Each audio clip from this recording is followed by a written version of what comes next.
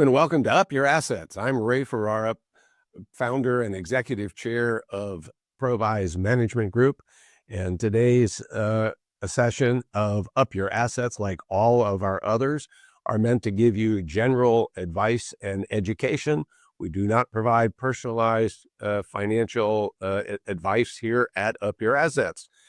Today is a very special day for me because I get to interview somebody who's interviewed me many times.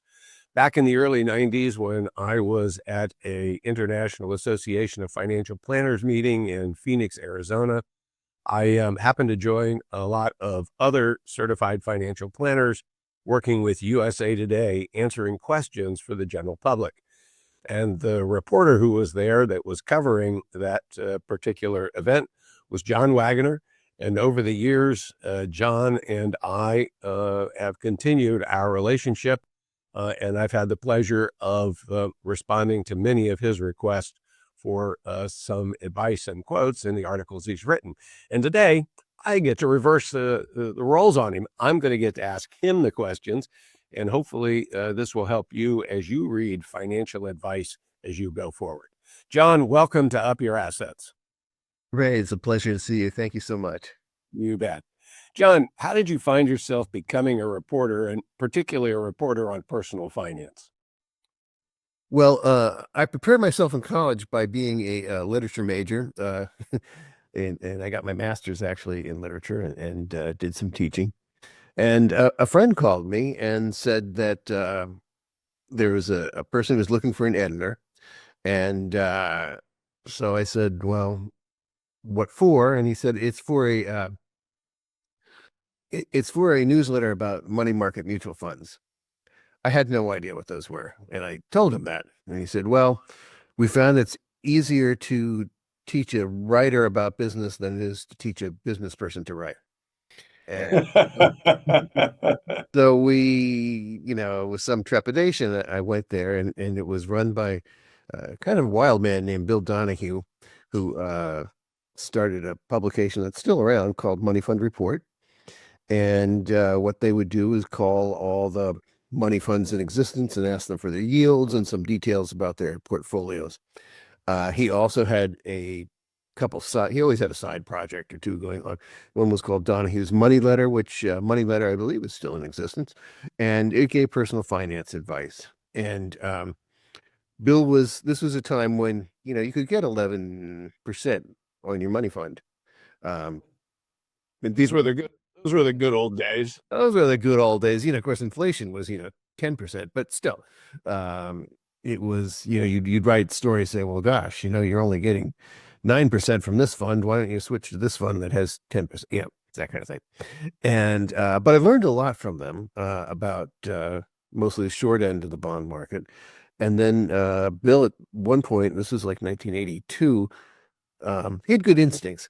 Said, we really should do something on stocks.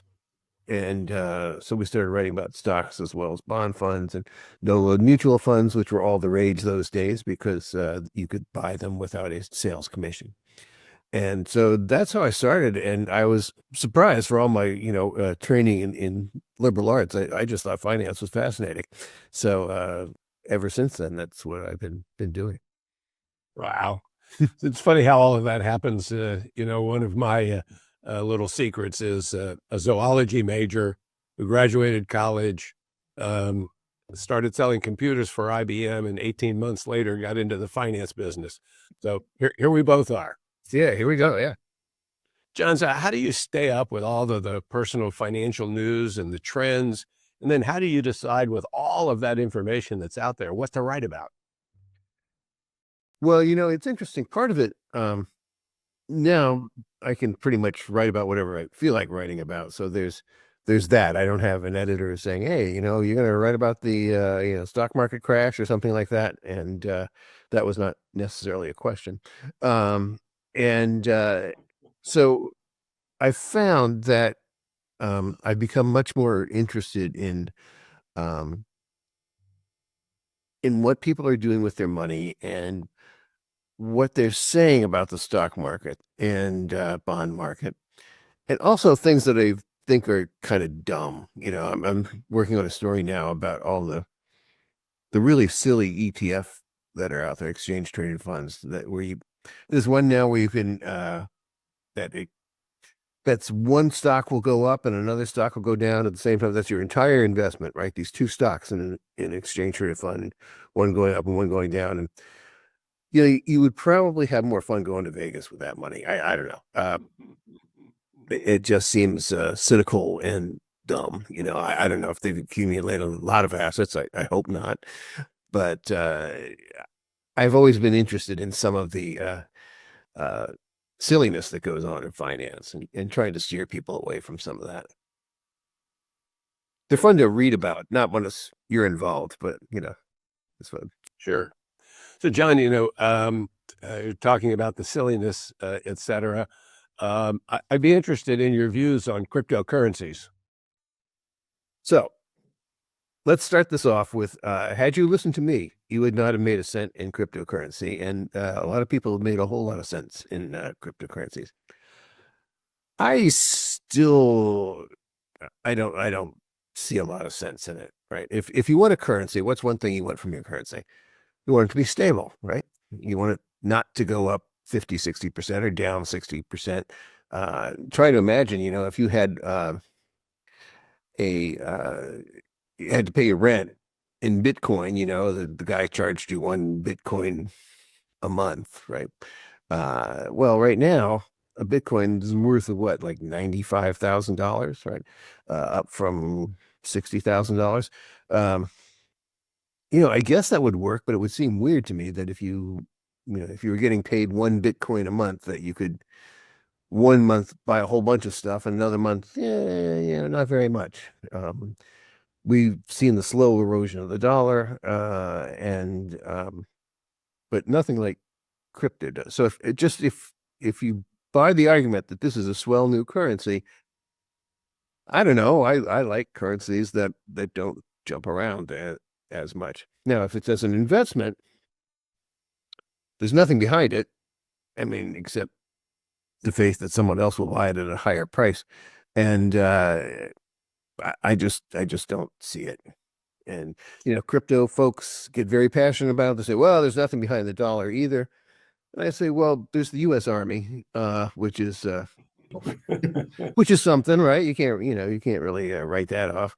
And the full faith and credit of the government. And, like it or not, the dollar is still the major currency in the world and probably will be for some time. There's no other currencies that are strong enough to carry the weight that the dollar does.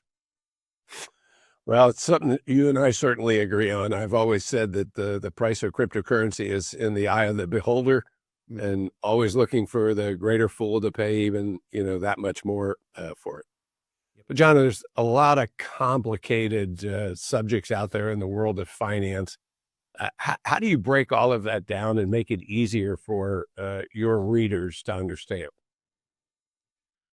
That's hard. I always thought one of the things that always annoyed me about personal finance writers when I first got into it was that they had this kind of attitude of, well, let me tell you, we ignorant folks, about the mighty things that happen in finance. And you could almost imagine a Thurston Howell III kind of voice, here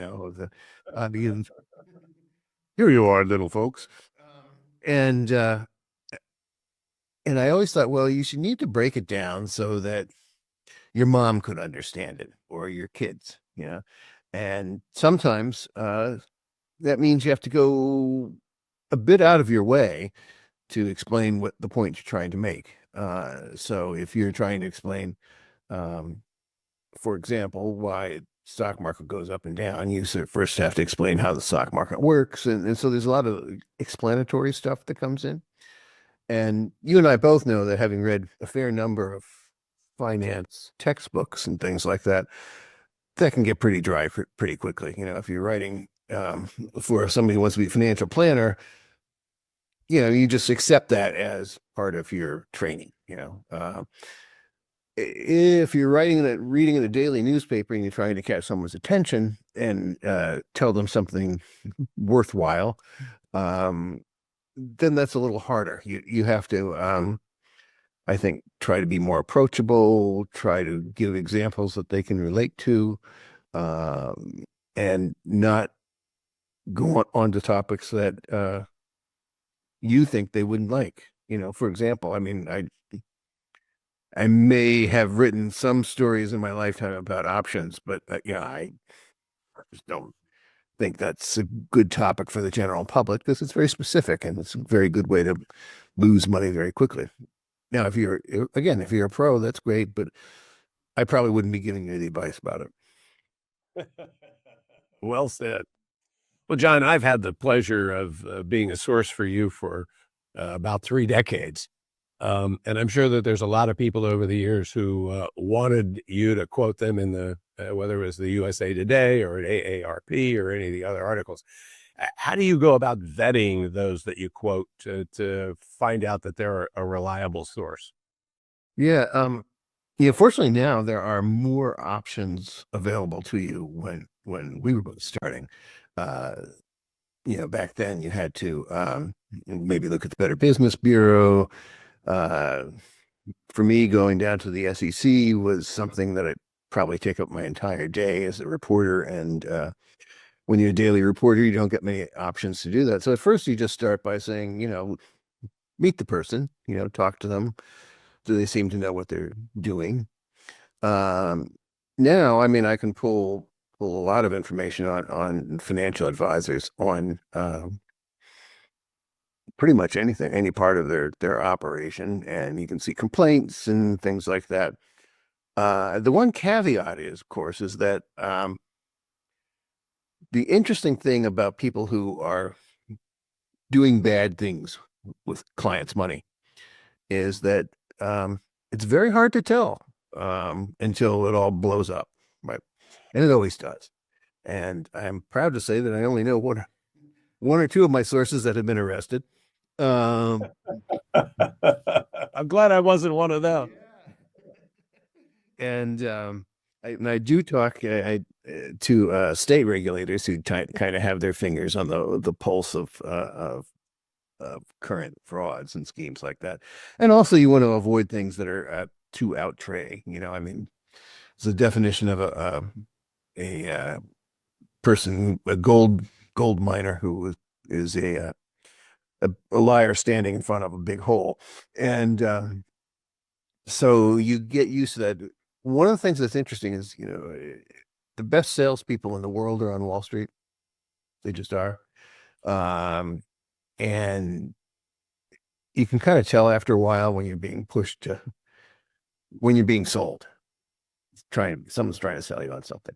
And I guess the other thing I'm curious about people who are just too eager to be in the news. I have over the years, there's one guy who's probably pretty well known, and I remember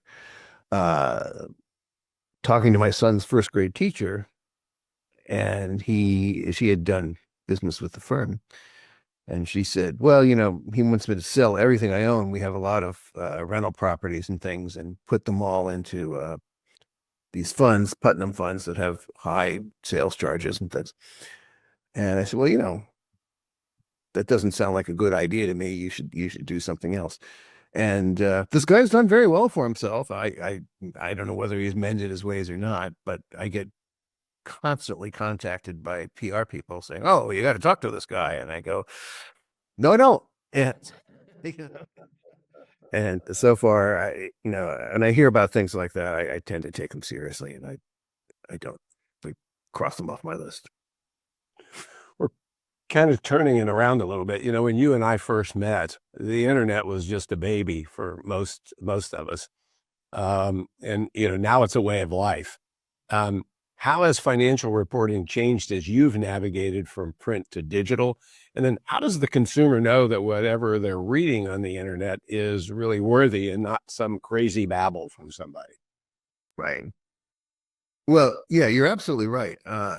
There is a world of great information out there that I use frequently. A lot of it comes, I don't know if you know about FRED, which is the Federal Reserve's archive of financial information. And wow, you can find almost anything, and they just put it up there. It's all free. You can use it. So if someone tells you, oh, well, back in 1990 prices, consumer prices rose, 12%. You go, well, 2 clicks, I can say, well, that's not right.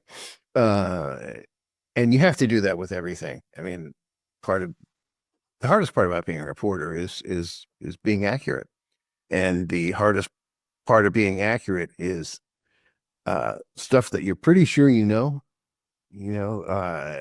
the old saying, if your mom tells you she loves you, you should just double check it. And so right now I can fact check things very well.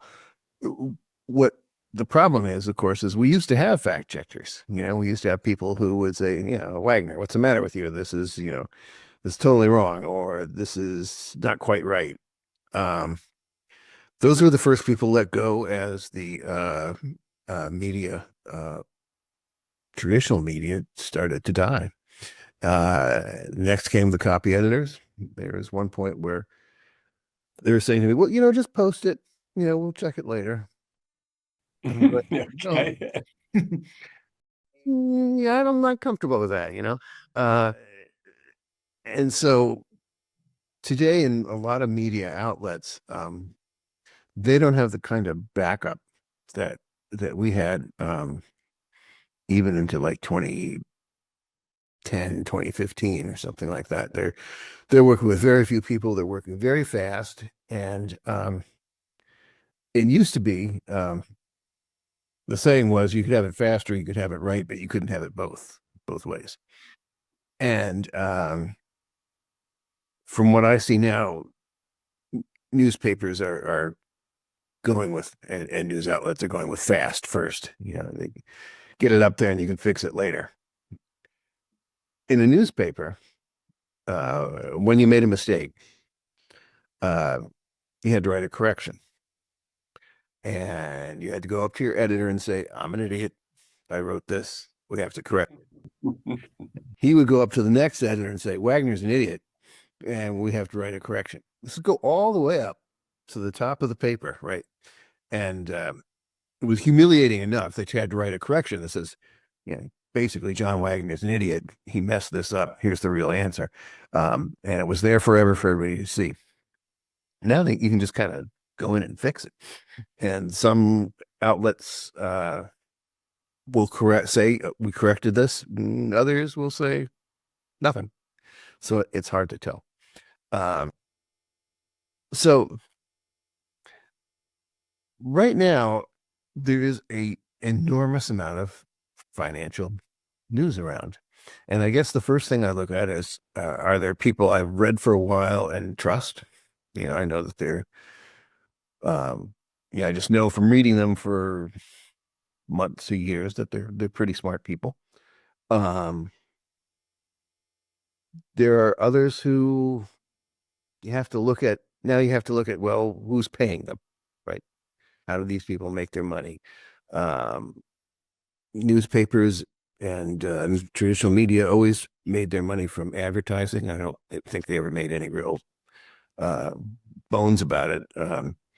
Subscription was usually only about 15% of the revenue that newspapers took in, and it was all otherwise advertising. And we were walled off. I've never once had someone come up and say to me, hey, can you say something nice about Merrill Lynch because they're giving us a full paid ad today. In fact, you take kind of a perverse pride to when you get complaints from advertisers because you said something mean about them, just because you're not supposed to cozy up with those guys, right? That was somebody else's problem.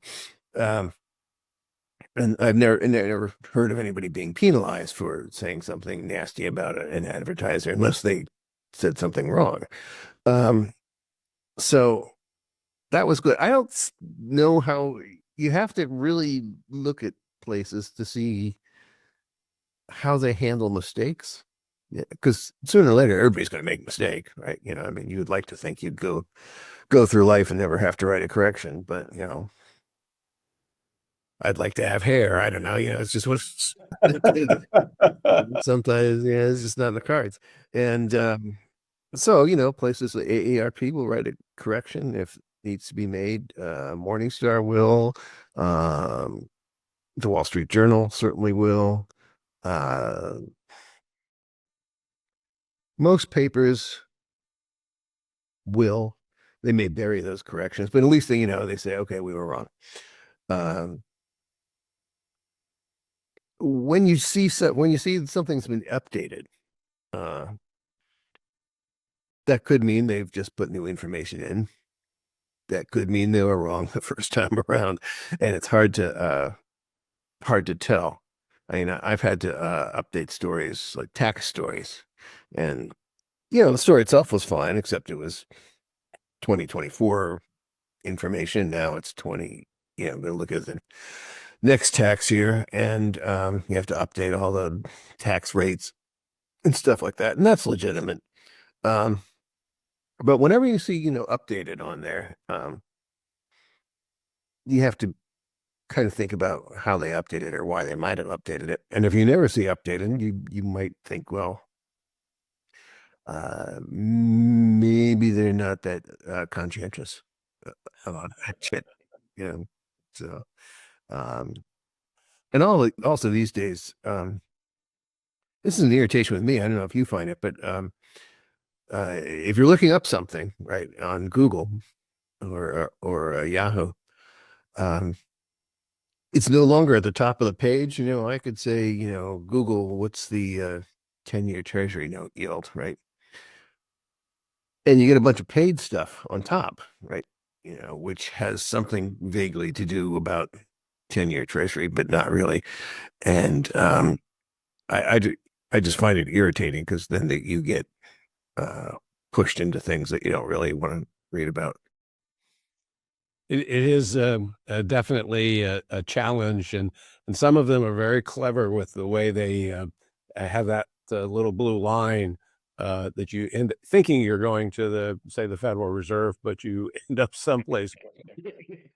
You're at an auto salesman before you know it. Yeah. Yeah. John, over the years, you've written a lot of articles. You've seen a lot. What's the most interesting, the most challenging, or the biggest story you ever wrote about as you reflect back on your career? Well, it's funny. I was thinking about that, and so I remember covering 1987 stock market crash, right? And at the time, I was working for a newsletter. I wasn't at USA Today. And I was reflecting on it this morning that if it was, I think, 22.6% fall in a single day, which would be about 10,000 points today.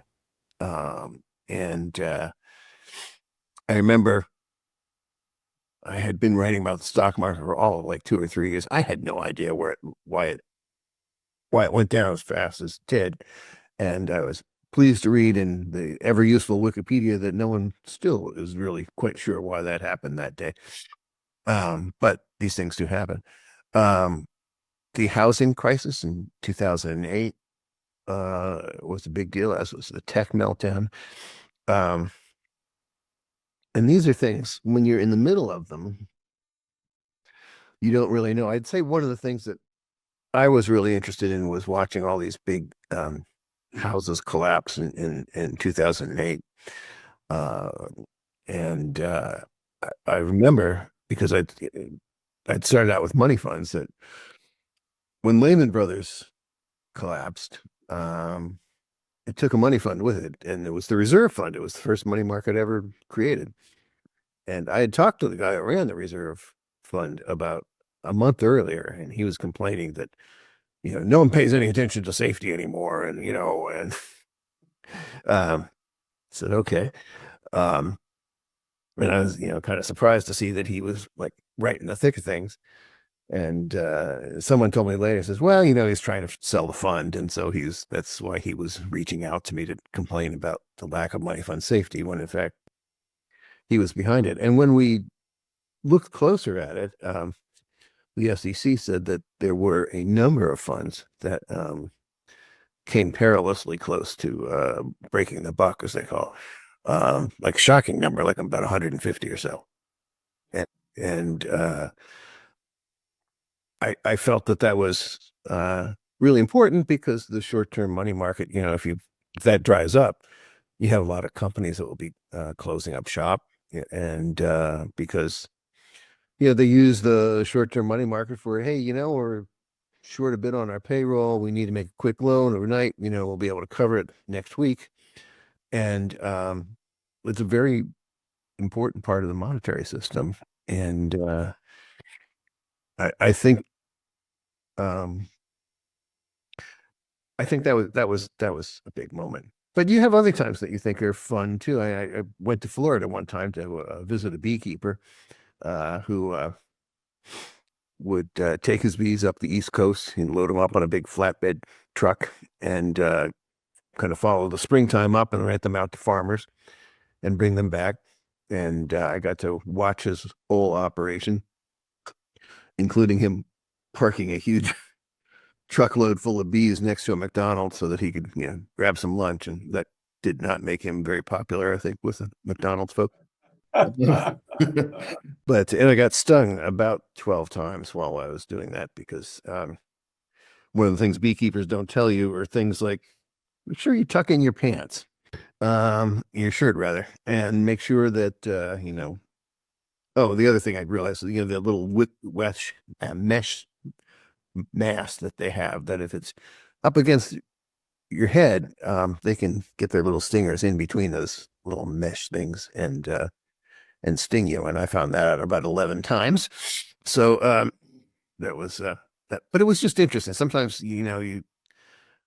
if you're a reporter, you just like to look at things that are interesting, and I'm now actually looking at, I have a hive of bees in my backyard. They're all wrapped up for winter, but it's been interesting.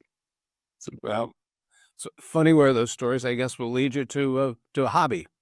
Uh, John, when you're doing a story, what are the ethical considerations in doing that story? Um, the first is, and people, I remember somebody saying, the joy of the journalist is that it's hard work, it's low paying, and everybody hates you. The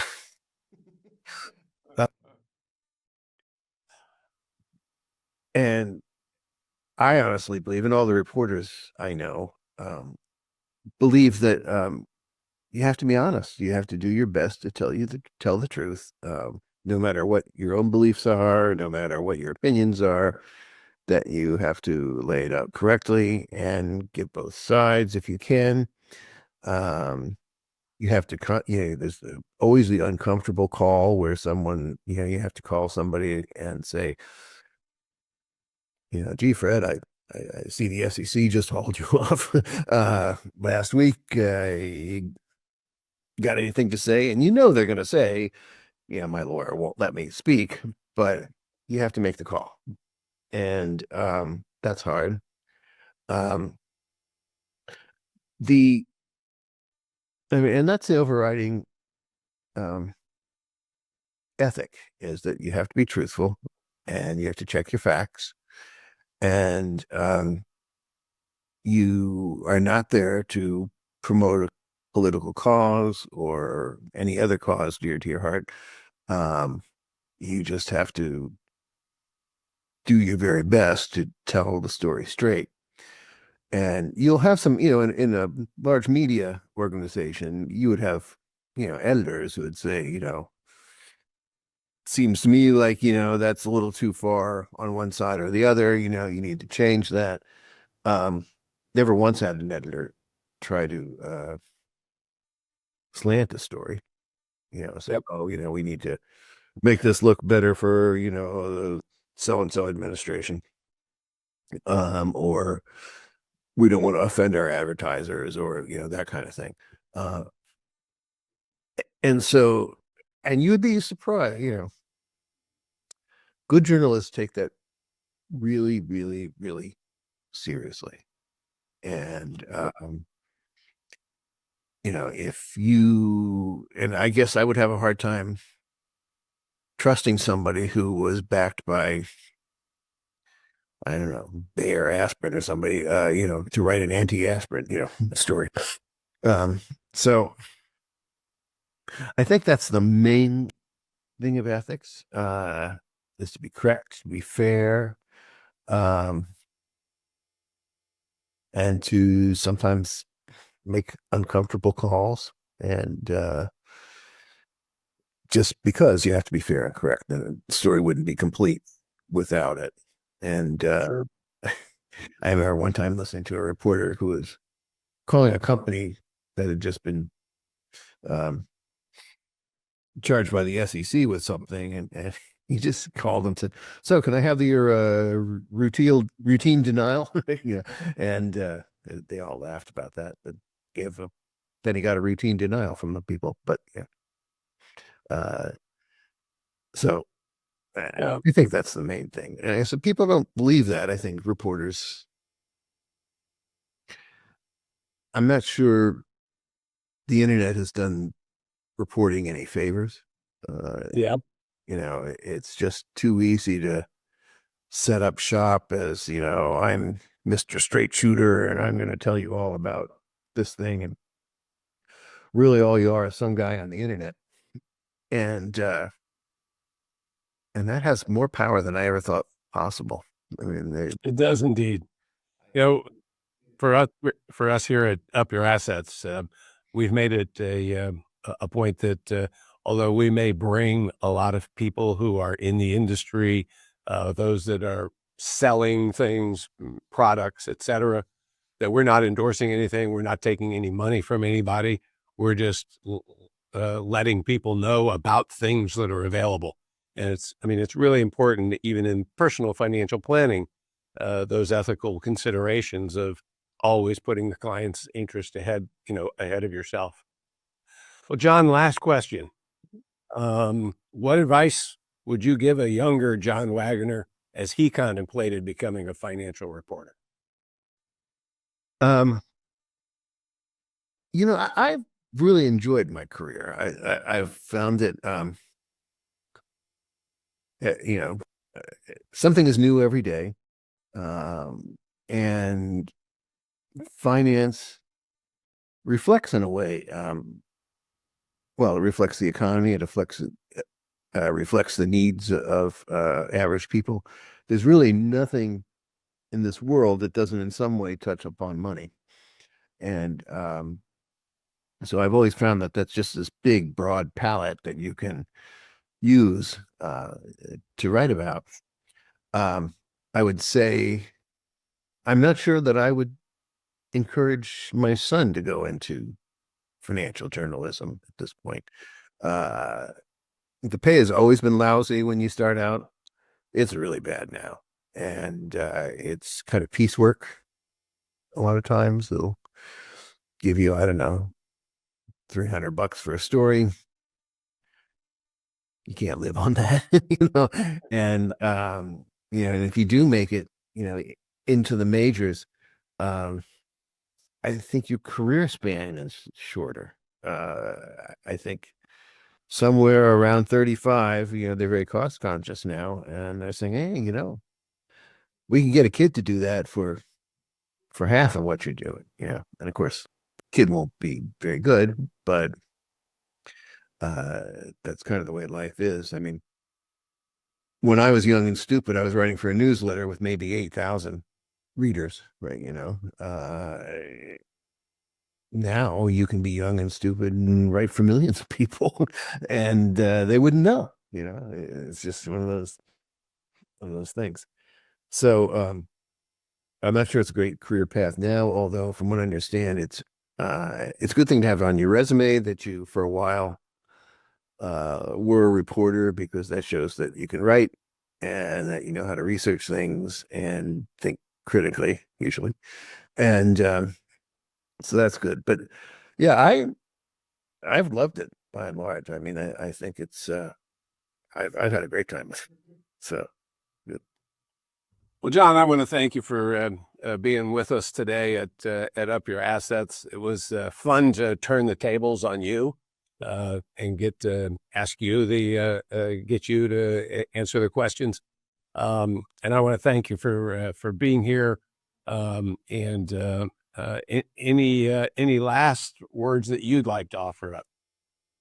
Well, Ray, you've been a wise and trusted source for a long time. I've always known that I could turn to you and get a sensible, thoughtful response. And that it's just an honor to be on here with you. And I thank you for all the service you provided to me and to, I'm sure, hundreds of people. Well, John, I appreciate your kind words and just want to thank you once again.